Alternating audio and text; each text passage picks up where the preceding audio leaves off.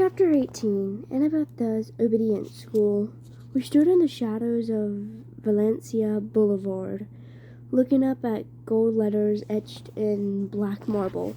DOA Recording Studios. Underneath, stenciled on the glass doors, no solicitors, no loitering, no living.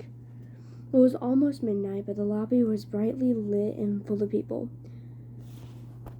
Behind the security desk sat a tough-looking guard with sunglasses and an earpiece. I turned to my friends. Okay, remember the plan?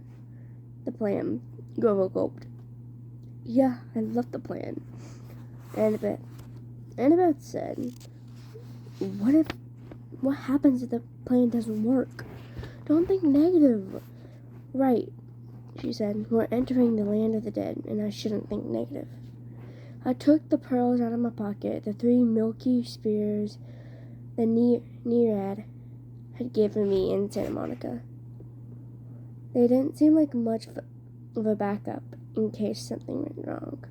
Annabeth put her hand on my shoulder. I'm sorry, Percy. You're right. We'll make it. It'll be fun. She gave Grover a nudge. Oh, right, he chimed in. We got this. We'll find the master bolt and save your mom. No problem. I looked at them both and felt really grateful. Only a few minutes before, I'd almost gotten them stretched on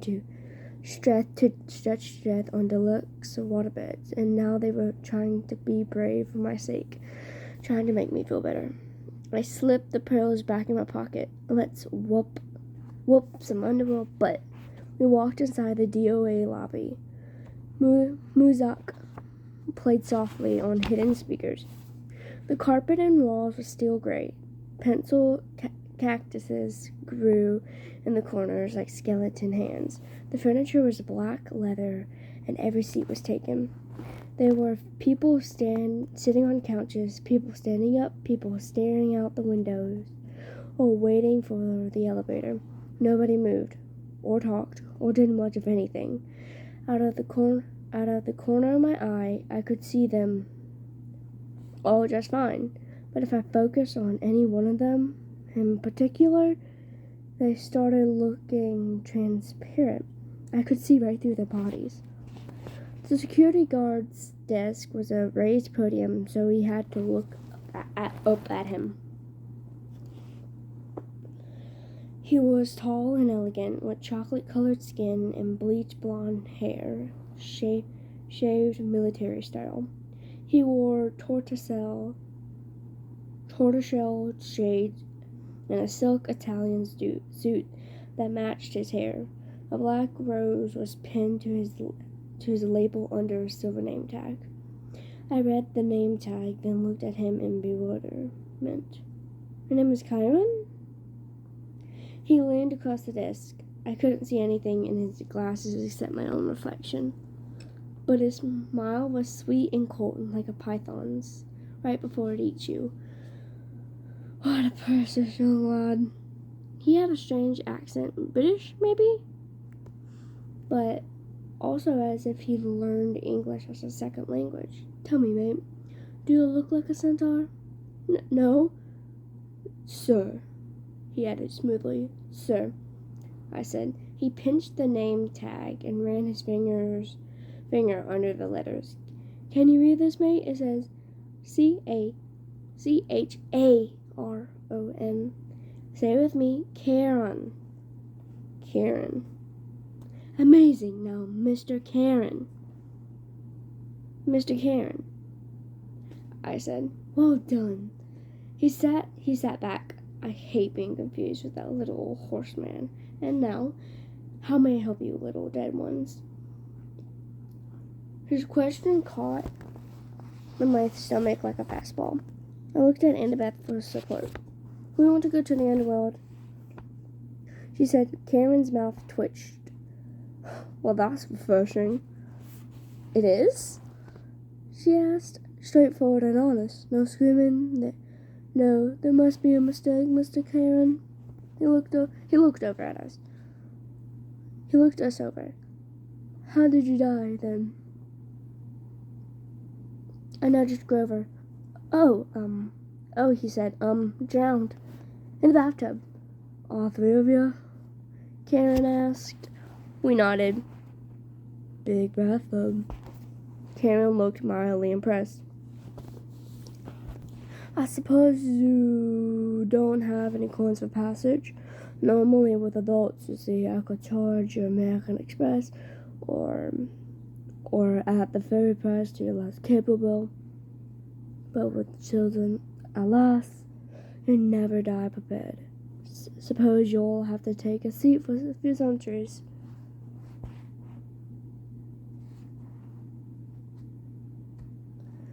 Oh, but we have coins. I set 3 golden drachmas on the counter, part of the stash I found in Krusty's office desk.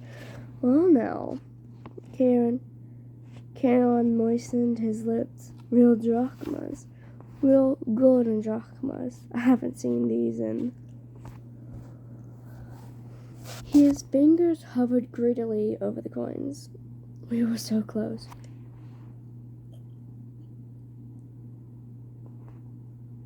Then Karen looked at me. That cold stare behind his glasses seemed to bore a hole straight through my chest. Here now, he said. You couldn't read my name correctly. Are you dyslexic, lad? No, I said. I'm dead. Karen leaned forward and took a sniff. You're not dead. I should have known. You're a god then. We have to get to the underworld, I insisted. Karen made a growling sound deep in his throat. Immediately, all the people in the waiting room got up and started pacing, agitated, lighting cigarettes, running hands through their hair, or checking their wristwatches. Leave while you can, Karen told us. I'll just take these and forget I saw you. He started to go for the coins, but I snatched them back. No service, no tip. I tried to sound braver than I felt. Karen growled again, a deep, blood-chilling sound. The spirits of the dead started pounding on the elevator doors. It's a shame, too, I sighed.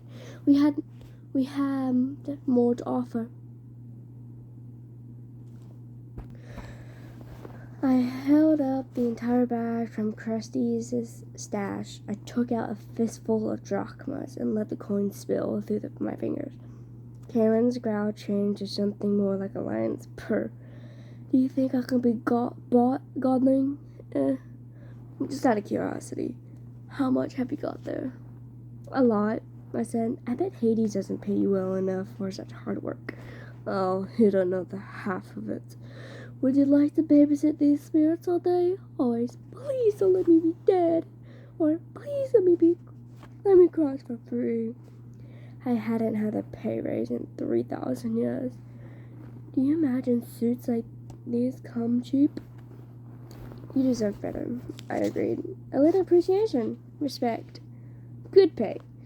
With each word, I stacked another gold coin on the counter.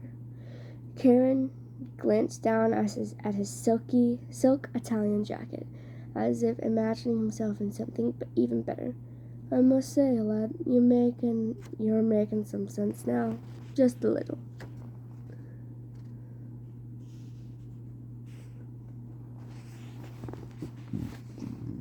I stacked another few coins.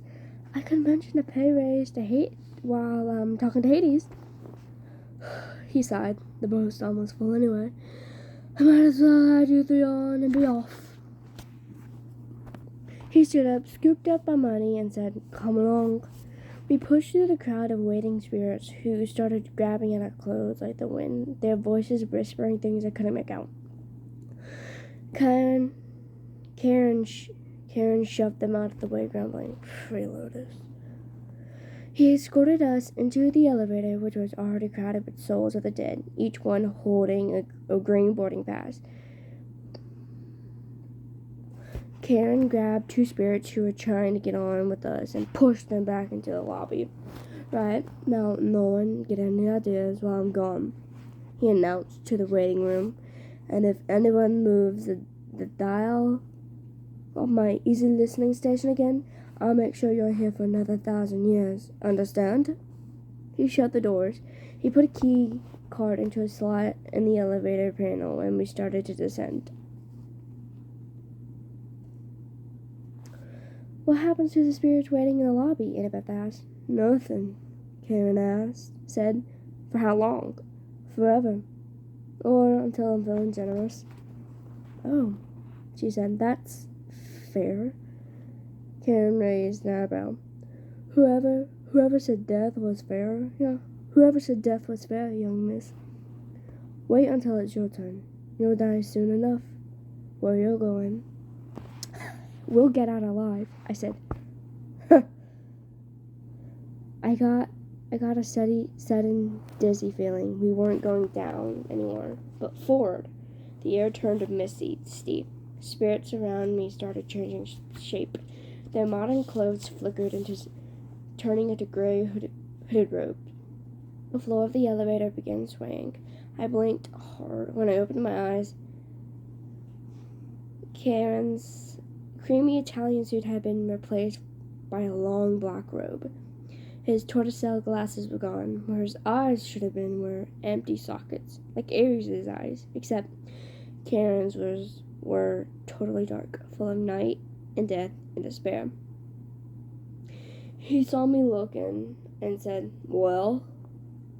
Nothing, I managed. I thought he was grinning, but that wasn't it. The flesh from his face was becoming transparent, letting me see through his skull. The floor kept swaying. Grover said, I think I'm going to get seasick. When I blinked again, the elevator wasn't an elevator anymore. We were standing in a wooden barge.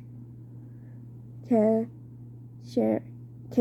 was pulling us across an dark, oily river swirling with bones, dead fish, and other strange things. Plastic dolls, crushed carnations, soggy diplomas with gilt edges. The river sticks, Annabeth murmured. It's so polluted, Karen said. For thousands of years, you humans have been throwing in everything as you... You humans have been throwing in everything as you come across. Hopes, dreams, wishes that never came true. Irresponsible waste management, if you ask me. Mist curled off the filthy water. Above us, almost lost in the gloom, was a ceiling of stalactites. Ahead, the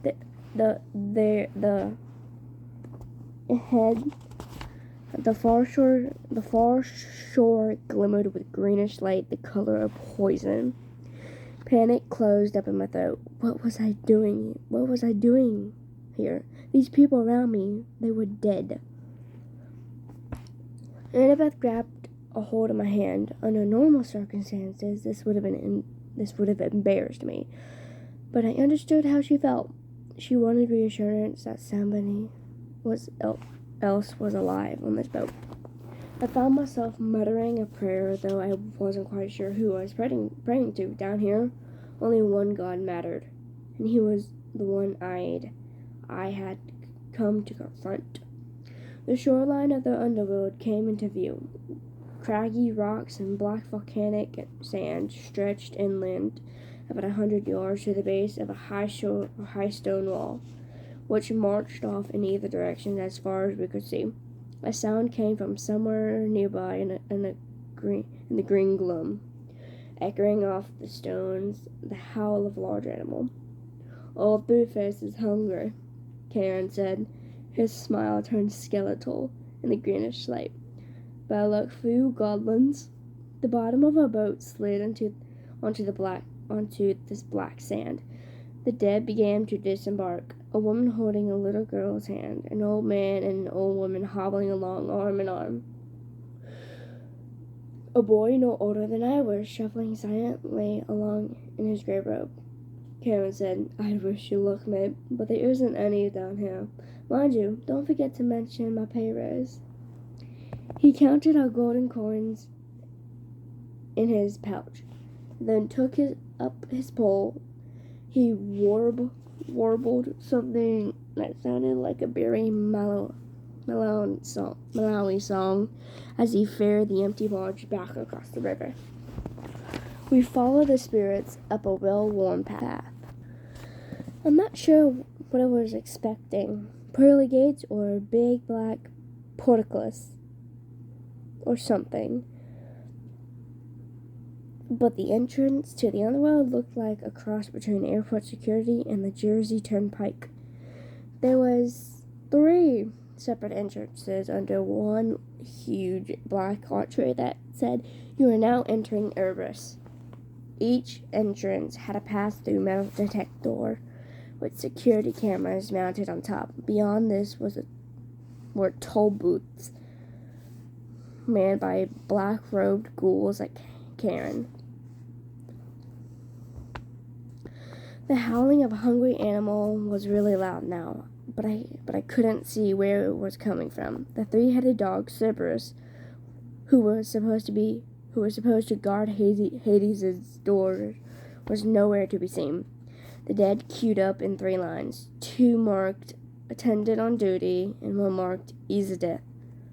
The easy death line was moving right along. The other 2 were crawling.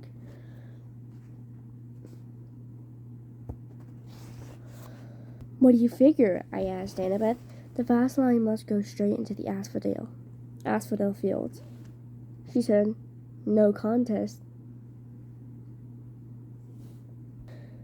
They don't want to risk judgment from the court because it might go against them." "There's a court for dead people?" "Yeah, 3 judges. They switch around who sits on the bench. King Minos, Thomas Jefferson, Shakespeare, people like that. Sometimes they look at a life and decide that a person needs a special reward, the fields of Elysium. Sometimes they decide on punishment. But most people, well, they just lived. Nothing special, good or bad. So they go to the asphodel fields. And do what?" Grover said, "Imagine standing in a wheat field in Kansas forever." "Harsh," I said. "Not as harsh as that," Grover muttered. "Look." A couple of black-robed ghouls had pulled aside one spirit and were frisking him at a security desk. The face of the dead man looked vaguely familiar. "He's the preacher who made the news, remember?" Grover asked. "Oh, yeah, I did remember now. We'd seen him on TV a couple times at the Yancey Academy dorm. He was this annoying televangelist from upstate New York who'd raised millions of dollars for orphanages. Then got caught spending the money on stuff for his mansion, like gold-plated toilet seats and an indoor putt-putt golf course. He died in a police chase when his Lamborghini for the Lord went off a cliff." I said, What are they doing to him?" "Special treatment from Hades," Grover guessed. "The really bad people get his personal attention as soon as they arrive. The kindly ones will set up an eternal punishment, torture for them." The thought of the Furies made me shudder. I realized I was in their home territory now. Old Mrs. Dodds would be licking her lips with anticipation. "But if he's a preacher," I said, and he believes in a different hell?" Grover shrugged. "Who says he's seeing this place the way we're seeing it? Humans see what they want to see. You're very stubborn, persistent that way." We got closer to the gates. The howling was so loud now that it shook the ground at my feet, but I still couldn't figure out where it was coming from. Then, about 50 feet in front of us, the green mist shimmered. Standing just where the path split into 3 lanes was an enormous, shadowy monster. I hadn't seen it before because it was half transparent like the dead until it moved. It blended with whatever was behind it, only its eyes and teeth looked solid, and it was staring straight at me. My jaw hung open. All I could think was to say, "He's a Rottweiler."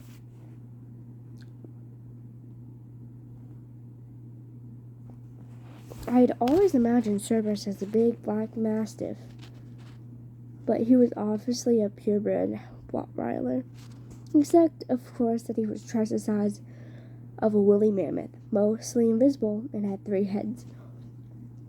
The dead walked right through him, no fear at all. The attendant on Jenny Lane lines parted on either side of him.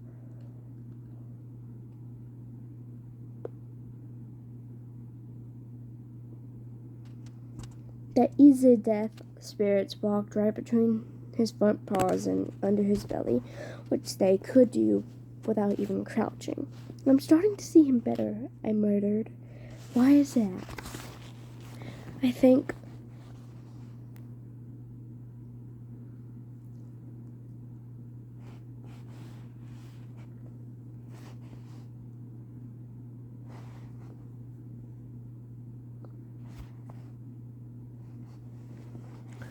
think Annabeth moistened her lips. "I'm afraid it's because we're getting closer to being dead."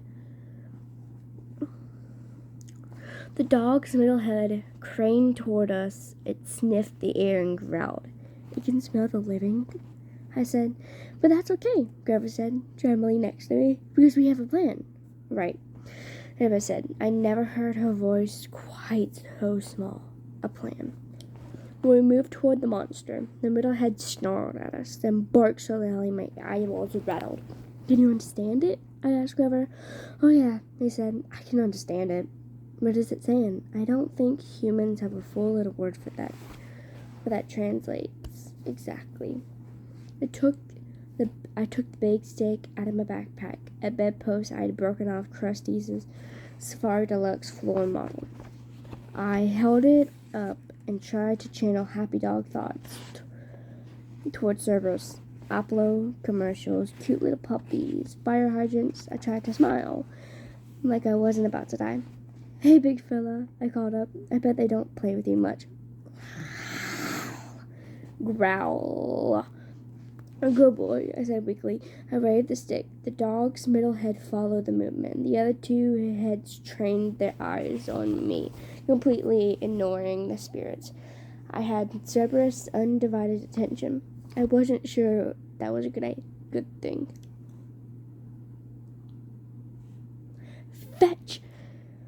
I threw the stick into the gloom. A good solid throw. I heard it go kapoosh, kapoosh into the river Styx. Cerberus glared at me, unimpressed. His eyes were baleful and cold. "So much for the plan." Cerberus was now making a new kind of growl, deeper in his 3 throats. Grover said, "Percy?"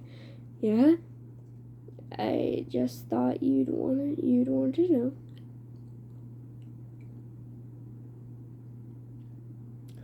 "Cerberus?"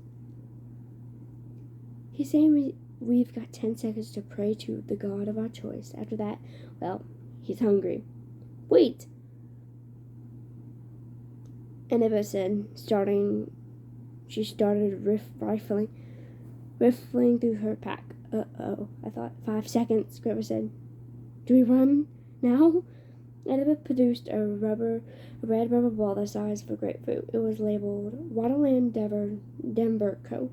Before I could stop her, she raised the ball and marched straight up to Cerberus. She shouted, "See the ball? You want the ball?" Cerberus, "Sit."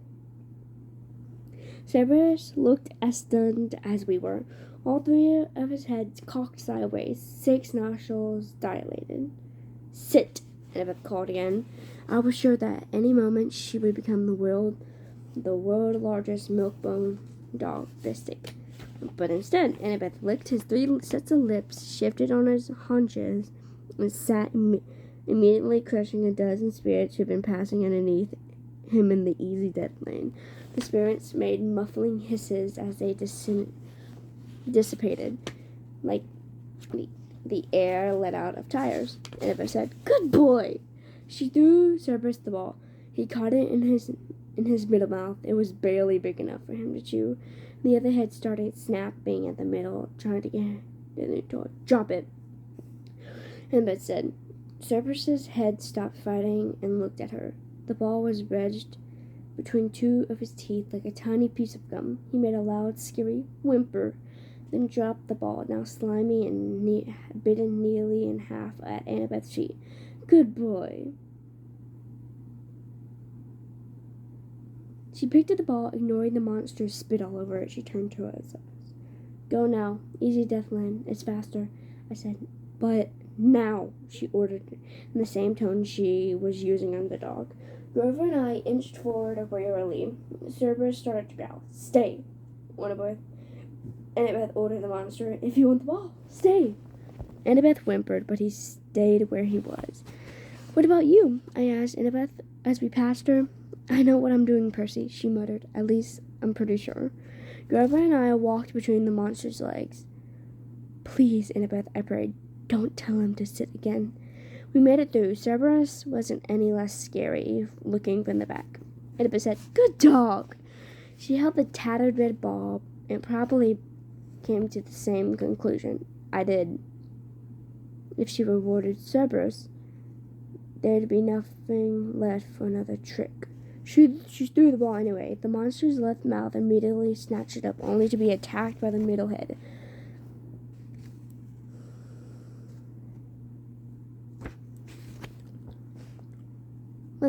While the right moaned in protest. While the monster was distracted, Annabeth walked briskly under its belly and joined us at the metal detector. "How did you do that?" I asked, her amazed.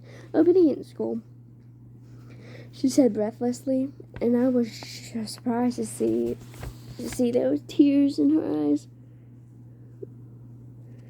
"When I was little, at my dad's house, we had a Doberman." "Never mind that," Grover said, tugging at my shirt. "Come on." We were about to bolt through the easy death line when Cerberus moaned pitifully from all 3 mouths. Annabeth stopped. She turned to face the dog, which had done a 180 to look at us. Cerberus panted expectantly, the tiny red ball in pieces and the puddle of drool at its feet. "Good boy," Annabeth said, but her voice sounded melancholy and uncertain.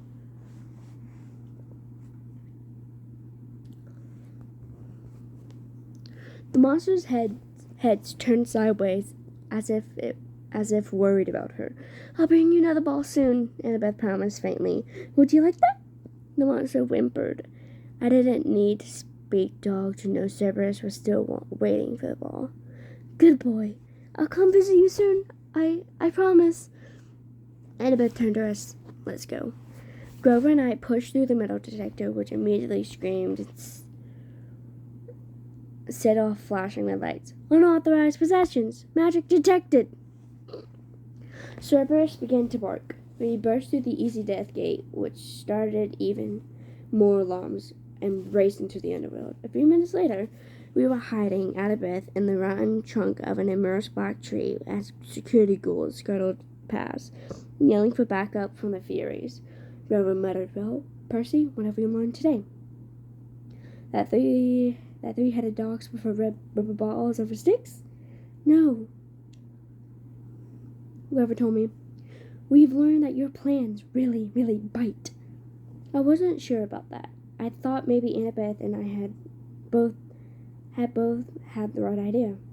Even here on the underworld, even monsters needed a little attention once in a while. I thought about that as we waited for the ghouls to pass.